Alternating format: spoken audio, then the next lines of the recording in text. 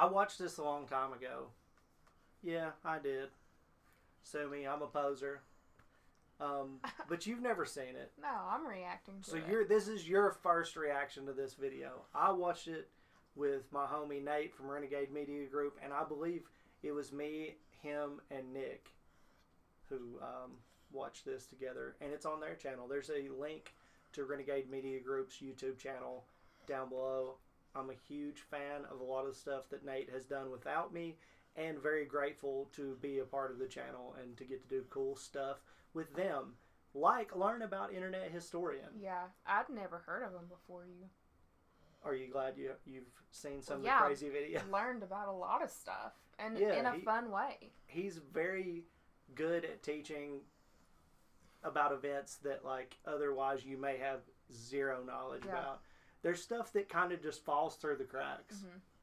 For sure. This was one that I kind of knew about, but I didn't understand like how much nonsense was going on around it and how much actual money was being poured into it. I can't comment because I don't know what I'm about to watch.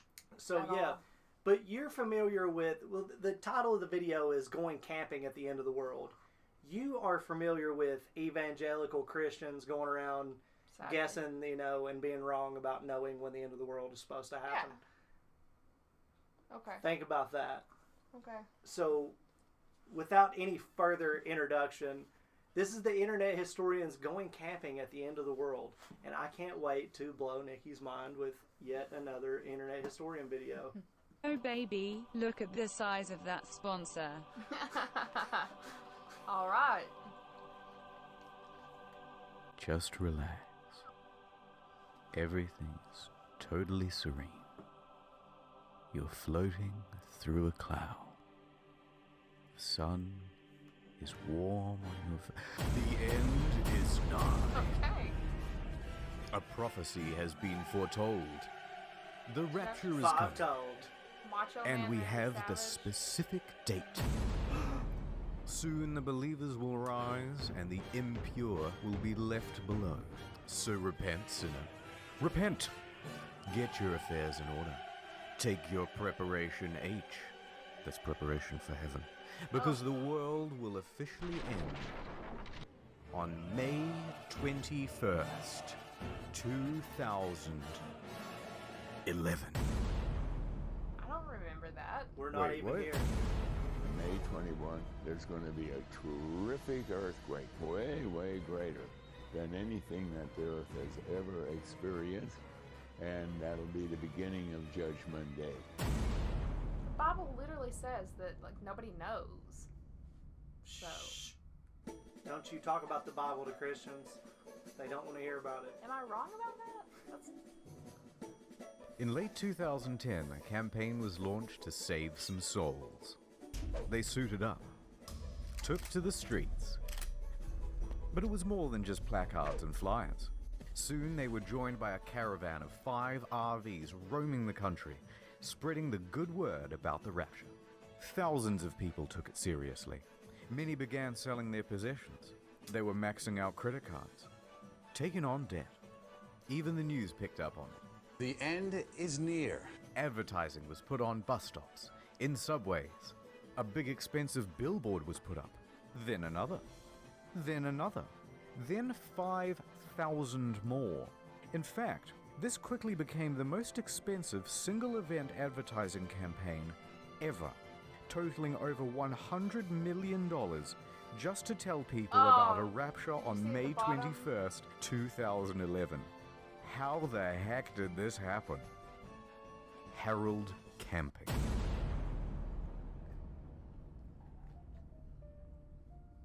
So who is this hardcore gangster rapturist, Harold Camping? Gangster rapturist. He was one of the biggest figures in Christian media. He had a show, Open Forum, hosted by his company, Family Radio. In 2010, it was a media empire, worth over $70 million. Woo! His message went out on over 200 radio stations across the United States, and many more around the world. His listenership? Millions. And when he says the world will end, a decent-sized contingent believed it. Now hold on. I can see the comment section filling up with edgy atheists and skeptics already. Listen, at first I also didn't believe Mr. Camping. I get it. There have been many people to predict the rapture before and get it wrong. But wait, give him a chance. I looked at all the scientific data I could find, like carbon-14 dating or potassium-argon dating. This time, it's different. Camping is coming at you with irrefutable evidence of the rapture because he's using math. This is not just a bit, this is actually how he calculated the rapture. So, Jesus died on April 1st, 33 AD. Now take the year 2011. My birthday. That's a difference of 1,978. We times that by 365.2422, and that gives you the number of days it's been since that, including leap years. That equals 722,449. Now keep that number in mind. Keep it in your head. Atonement. Now that's 5. Completeness. That's 10. And heaven is 17. Now we times them all together, and look at this. 850. Then we square that, and Why? that's Why do you square it? 722,500. A difference of 51. 51 days plus April 1st, 2011 equals May 21st, 2011. I mean, solid. You did it, Mr. Camping. You've cracked the code. And needless to say, his skeptics were left destroyed by facts and logic. Even the ones who pointed out that he predicted the rapture once before in 1994 in a Louis Theroux documentary. 1994 will be the last day of the final tribulation period. But shut up. He's got more to say than just the date. My boy is about to tell you how the whole thing is gonna go down. So God's gonna snatch up all the good boys, about 200 million of us. Everyone else? Pets? Even the cute ones. So dudes, you're getting left behind. Then at 6 p.m. exactly on Christmas Island, earthquakes are gonna start doodling all over the place, rolling their way across the earth, taking out almost everyone at exactly 6 p.m. according to their time zone. Those earthquakes will then trigger gigantic tsunamis, 10 kilometers tall, and go as far inland as Colorado. Every soul left behind will be forever damned, eventually to go straight down to heck. I thought that he wasn't ever Now, gonna let's flood not go the earth lumping again. everyone in. Most Christian groups did not believe in Harold Camping's teachings. In fact, most Christian groups don't believe in predicting the rapture at all, and even consider it a sin. Matthew 24:36 specifically says that no man can know the day or the hour. So to try and guess at it would be to go against Scripture. Accordingly, Protestant and Catholic groups denounced Mr. Camping's claims. May 21st, he's a follower of Harold Camping. The scriptures do not teach that. No man knows the day or the hour. In fact, even Camping's own producer at Family Radio said it was a bad idea. But that didn't stop Mr. Camping. He saw the big churches as corrupt anyway, so he ignored them and continued charging forward with his prediction. There's just no reason in the world, no possibility that it will not happen. And so did his followers. 97% of the people, God will destroy.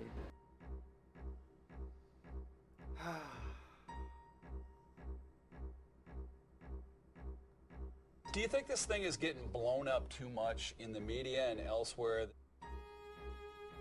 Before we go on, 2 important details. Number 1, Family Radio receives most of its funding through donations, bequeathments, ads, merchandise, and sponsors, but mostly just donations. Gucci and Supreme at the bottom. 2, Family Radio was established in 1959. Camping is the owner and CEO, but there are 2 other chairmen on board to keep him in check. Or at least there were. Unfortunately, in recent years, those other chairmen were getting quite old and sick and having a tougher and tougher time telling Camping no to poor decision making. So by 2010, Camping effectively had free reign over the company. Free reign over its messaging. Free reign over its audience. And free reign over the spending.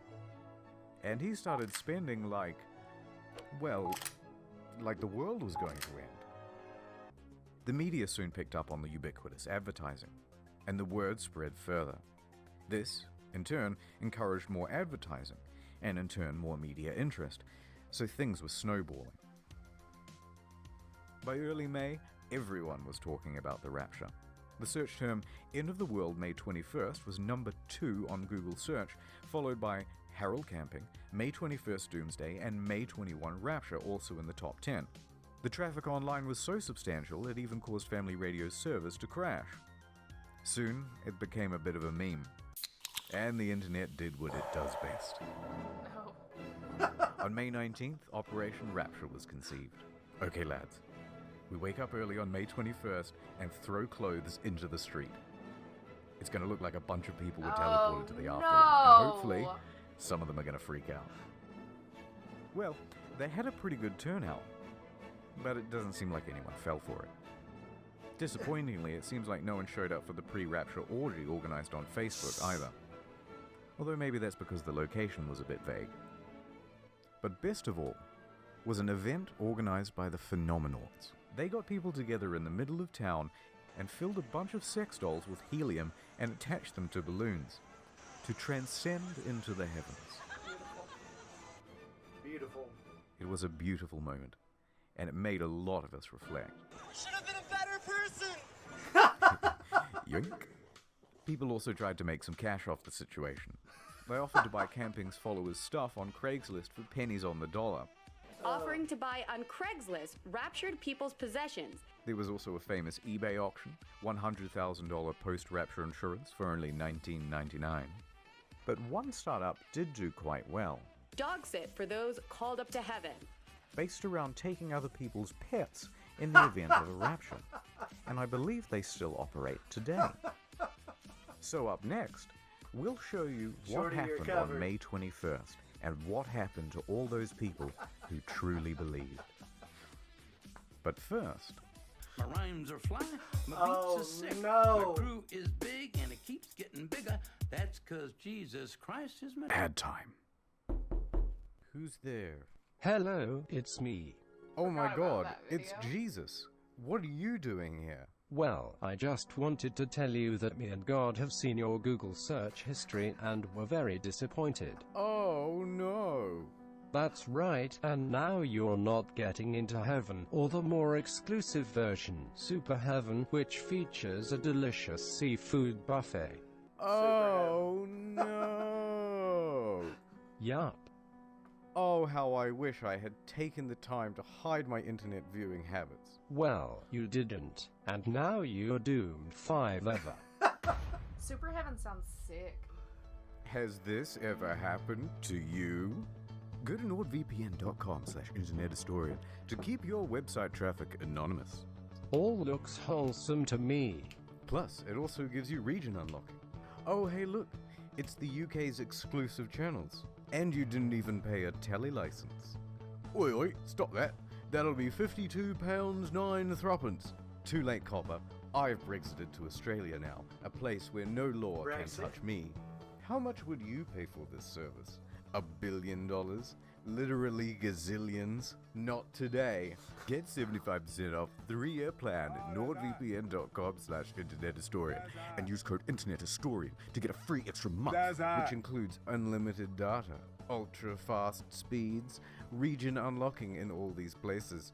Also a map of the world, which is useful for things such as geography. Wow, that's so good I might even get code Internet Historian NordVPN myself. Yes, Jesus, I think that would be a good idea. Ha ha ha ha ha ha ha ha ha. Ad over. Before we go on with Mr. Camping, I want to point out 2 other predictions. In 1806, Mary Bateman also predicted doomsday. Through a chicken. It was dubbed the Prophet Hen of Leeds, because it started laying eggs with the message, Christ is coming, marked onto them. Amazing.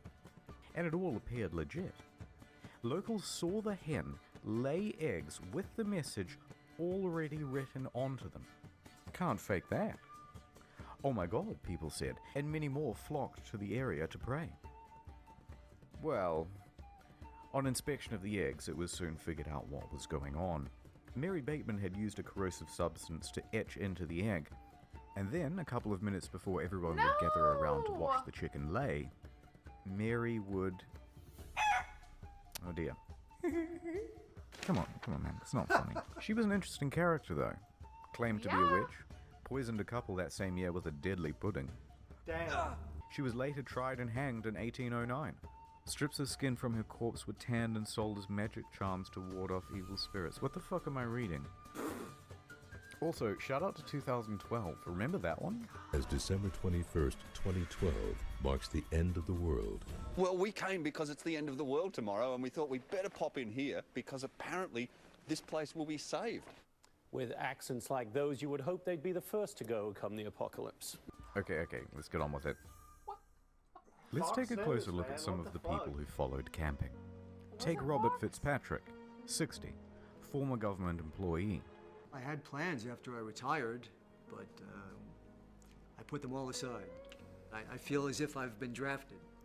He took almost all of his life savings, $140,000, to have 3,000 posters put up in New York City subways and bus stops. I'm not going to tell you I'm down to my last penny, but, you know, it's a good chunk of what I had saved up, sure. Does it matter if you're down to your last penny, if the doomsday is coming? No, it doesn't. And he's not the only one. According to the LA Times, the Bauer family hopped in their minivan and drove across the country to see all of the big landmarks before it was too late, racking up thousands of dollars in credit card debt in the process. They really believed they were going to die. Worse still, the Ramsey family. The father quit his job. So did his mum. His younger brother quit high school. Oh! And his wife Marcia thought she was never going to meet her unborn child. Some of these people's lives got pretty fucked up. I don't know what Shrek. The day is here. It's rapture time. Here we go. Oh Lord, I'm ready. I don't know what that I'm gonna do it. I'm gonna do a rapture. Watch me, guys. Mr. Camping spent the day at home, hit quiet. the space bar. What? You don't know what that guy in the bed was from, and it was just showing his... Shrek? That's not what Shrek is. I'm feeling embarrassed right now. Yeah, I know what you're thinking. And I don't think that fucking yes. Yes, she will see it. I'm going to do everything that I can to post that reaction. I don't know how much we can, but... That sounds like I shouldn't watch it. You are absolutely watching that. Anyway, continue. I don't think I know. Just rest assured your mind will be blown. Okay. Solace and contemplation, waiting for 6 p.m. But that's not what Mr. Fitzpatrick did. A confident Fitzpatrick marched into the middle of Times Square amongst a crowd of mocking bystanders, ready to prove everyone wrong. 6 o'clock. In 3 minutes. If it does not happen, what will that mean? I wouldn't entertain that question. You're confident. That's what I read in the Bible. No, Here you it don't. comes. 3, 2, Oh no. 1. Uh-oh. Nothing happened.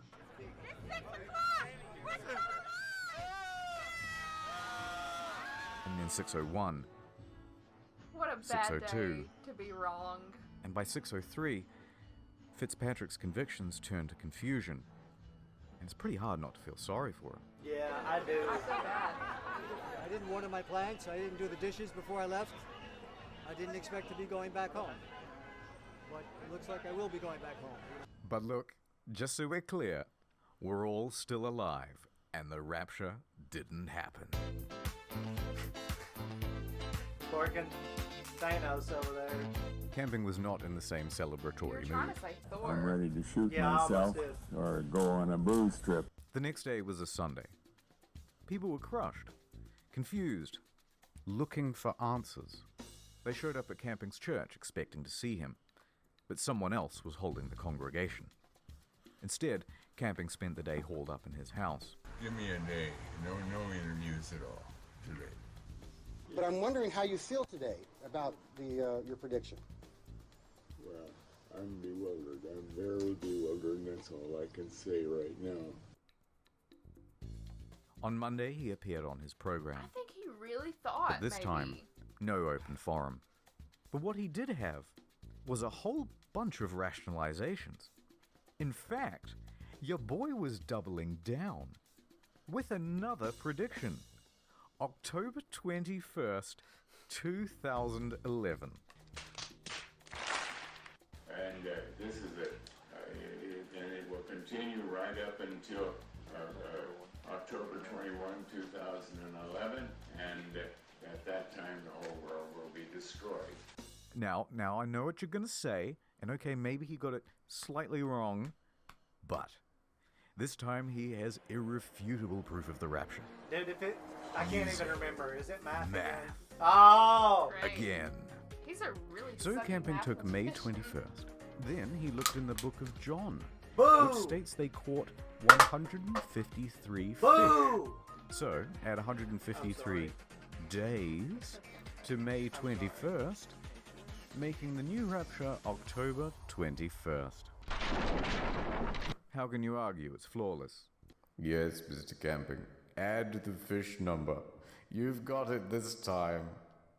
On Tuesday, he opened the phones on his radio show, and it was the first time that his show was ever exciting to watch. Why didn't the rapture happen on May 21st? Don't cut me off yet. And why do you believe so much on it's going to happen another 5 months? You're really pathetic. You know, I wasted all my money, and I sent it to you, and now I don't have nothing. I was putting my hopes in you. You understand? I wish I could see you face to face. I'd smack you right in the...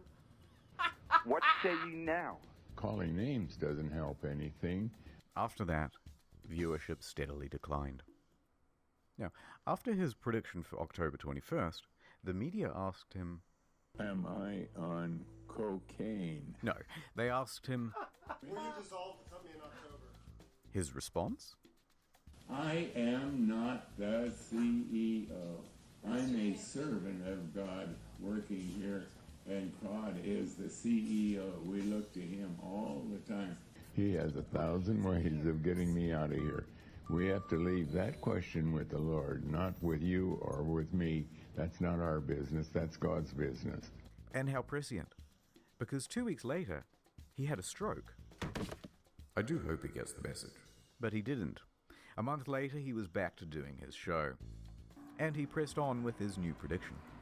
By October 16th, though, he came to his senses. He admitted that no man could know exactly when the rapture would happen, and made no statement when October 21st came and went. Finally, on November 1st, he retired from his leadership position at Family Radio. Just under 2 years later, he was dead, the result of complications from a fall at his home. It wasn't me, it was him. Look at him. Get him. But look, I don't want to be too harsh. He was a flawed man. He messed up some people's lives, but in the end, he confessed his mistakes too. I was totally convinced, totally convicted of it, but I was wrong. I was wrong. I have sinned. I think he truly believed the rapture was coming. I do too. This wasn't one big grift. And everyone just kind of got swept up in the excitement of it all. So let's put a bow on it with what happened to Family Radio. During the Rapture campaign, Family Radio raised a lot of money, but not as much as they spent. As well as draining their funds, they sold off important radio stations to pay for a lot of the advertising. In the process, they greatly tarnished their reputation. They were bringing in scores of millions in revenue in 2011, but by 2012, it was down to single-digit millions. Now, this is still a substantial amount, but not when you consider their operating costs were $26 million per year. And they couldn't rely on donations to make up the windfall because goodwill had dried up. Now, with fewer radio stations and a shrinking reach, they moved to distance themselves from camping and his baggage. Shows from mainstream Christian groups that Harold pronounced as corrupt were brought into the programming schedule. They announced they would no longer air the teachings of Mr. Camping. And finally, on their website, they removed the archives of Mr. Camping's audio recordings. Makes sense. Damn. He got canceled. Okay, I've kind of bummed everyone out, but that's the end of the story. I've got nothing else to say. So here's a whole bunch of weird Baroque and Renaissance paintings. What? Help me. Mom warning me not to fill up before dinner. Me. Well, time to breastfeed again. Put me down. I'm 45 years old. That's good. That's all looking good. Oh, God damn it. You're not supposed to look straight at the camera. Hey, did you pay for that cross?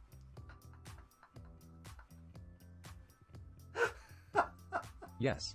Here, have another bloody me. Yeah, this is Joseph's kid, Craig. He likes grapes. It's true. I do. Face so small. Wait, there's a mosquito. Thanks. My new son. He is so beautiful. Also, previous video. Jeff the Killer, Sonic High School next week. NordVPN. Pretty sure you could probably hear Short snoring Oh, throughout did the he whole snore video. through the whole video? Maybe Short. parts of it. So, He yeah. can't help it. He's just super relaxed right now. So we're pretty familiar with being subject to religious, anti-scripture, pseudo-Christian ideology. Yeah. Yeah. That explains it perfectly. In our area of eastern Kentucky, northeast Tennessee, southwestern Virginia, that whole little area there, that's like the Bible Belt. The tip end. Well, it's like in the tip end of the northern South. Yeah. Is batshit when it comes to like snake handling churches, those non-denominational churches that are just extremely Pentecostal. Church that I grew up in. With like teen Disney wrapping paper. Yeah, it's batshit. And there's all the time like coming up with you're going to hell for this, or the world's gonna end for this, or everybody's having a fucking just abortion. A lot of like guilt, like anything that you could ever like, feel bad about, like even that just people slightly, do, just that normal you are going things. to do as a person. Yeah, you're gonna go to hell for that. So I grew up in a non-denominational church. I don't even know how Speaking to in tongues. Yeah. Touching people and all this just people it's falling the cult over shit, like shit that you see in every cult. You watch a documentary about cults, they love bomb you, and then they start stacking responsibilities on you so you can't have outside interactions with people. Yeah. You're constantly doing stuff for their church, showing up for their youth group, showing up for their Bible study, showing up for their food drive. Sunday morning, Sunday day, Wednesday afternoon, whatever. Just every and anything that they can do to indoctrinate you, fill you with responsibility, guilt you, and make you feel fear of ostracized, a kind of an ostracized feeling. Yeah. Because they'll do this thing where they're like, everybody come up here and get saved kind of thing. Let the Lord save you. Which I did. And it doesn't matter if you're saved or not. You could, they've never seen you at their church, then you're not saved. No, the type of person that like that stuff works on me. That's bad. That's bad. So as a child, like I would go to church and like they would tell me like you're gonna go to hell if you don't get saved. So I'd be like, well, fucking sign me up, dude. Save me right now. Like I don't want to go to hell. So like I got saved like 3 times. Okay, you're That's not child abuse supposed to me. do that. So when I That's went to child this abuse. new church youth group Wednesday nights, where the only place in town where you could hang out with children or kids your own Hang age. out with your friends. There's like Yeah. nothing to do anyway. That's the only place that like your parents are gonna be like, yeah, sure, like they're gonna watch you and take care of you and feed you, whatever. And it doesn't cost me anything. Exactly. I remember like going and they asked me, have you been saved? And I feel like I lied to them and told them no. I feel like I lied to them. I don't know. But anyway, we watched Casting Crowns at one of the first concerts I ever went to. And it was like this That's a Christian huge, band, for yeah. those of you that don't know. There was like this huge auditorium, and it was like all blacked out, and it was like the churches that you see on TV. And, they put all this pressure on you to get saved, and I was like, I was feeling the Spirit, and they saved me. Social anxiety. Yeah. Still have that. And so I got saved, and then the next time that I went to the youth group, they all set us up in this one room, and they were like, somebody in here has lied to us. And I was like, it's fucking me. Because anytime that there's anything, it has to be me. Can I tell you what I'm picturing? Yeah, sure, please. The Matilda, the scene where they're trying to figure out who ate all the chocolate cake or whatever. Yeah, sorry, go ahead. I don't think I was that obvious, but yeah, like, and then they guilted me, literally in a room full of, like, 25 other kids, of, like, how I would still have to fucking go to hell because I messed up for wanting to do the right thing and feeling bad about, like I couldn't have been good enough. Like, look how red my chest is. Jesus is still angry with me. No, I have a lot of issues from being raised in churches like that. That's funny. So Me too. It's child abuse. Yeah. In my opinion, a lot of their tactics are child abuse. Look up a Hell House on YouTube. See what a Hell House is. That is child abuse. That is wrong shit that goes on. And it's people like the people who are doing this really truly believe what they're doing is the right thing. Because if I really thought that if you didn't pray to this dead Jewish carpenter, then you were going straight to hell for eternity, no matter what, it would be fucked for me not to do everything in my power to convince you that that's what you need to do. Yeah. So if their real ambition in this situation is to keep people from eternal damnation, I get why they think that they're doing the right thing, but every supervillain thinks they're doing the right thing in some regard. They think that they're right on their side of the coin for doing what they're doing. They have their reasons. So to have your reasons doesn't really justify the whole, me hearing the train go by my house at night and being terrified that was the trumpet to signal the end of the world when I was 8. That's traumatic. That is not okay. That's trauma at a very early age for literally no reason.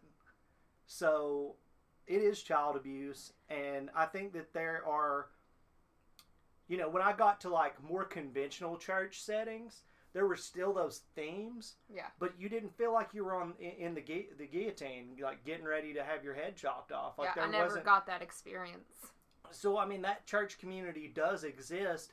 It's just the dominant theme when we were growing up in our area was the fire and brimstone, apocalyptic. Dude, I was like shit. 10 or 11 years old, and there's that Rapture movie from that kid not Saved by the Bell. What's that cheesy? Oh, yeah. I know what you're talking about. The dude, curly-haired. Yeah. Cameron. Jesus anyway, Christ. But I watched that when I was like 11. Kurt Cameron. Kurt Cameron. Something like that. I don't know. Cameron. That's right. It's the one that had Leonardo DiCaprio on it for a little while. I'm pretty sure he was like a very brief. I don't remember that period of time he was on that show. I'm pretty sure. Anyway. But the Robin Thicke's dad was on that show. The singer Robin Thicke. Was his dad the dad? His dad was the dad on that show. Know yeah, that. That's that where totally he got makes sense. his ability to start in the industry. Anyway, I watched that when I was like 11 or 12 years Left old. Behind. Left Behind. Left Behind was the book series. It's like religious fiction, which is almost hilarious to say. It was bad. Yeah, it was all about the end of the world and the rapture and shit, and it was like pop culture. At the time, Harry Potter was coming out. That was satanic. Pokemon was coming out. That was satanic. The Left Behind series was coming out, and it was huge. I just remember them like putting on almost like your 3D, the visor thing, the goggles. Like they would put that on, and like there would be something that happened in the movie. anyway, it was a whole bunch of fucked. They were like trapped in this hospital. It was like a horror film. And the way that I was brought up, well, my dad never went to church, but he would take me if I asked him to, which is, I think, is good. To a certain degree. I would never let my child go to a religious establishment if I wasn't there. No, he would go, like, we would go together. Okay. Yeah, no, he would sit right beside me, and I wouldn't even let my dog go. I think that I went like 3 times. Yeah. So, but that was only because I felt guilty. But on my mom's side, is very religious. My grandmother, like, that's just what we did. Yeah.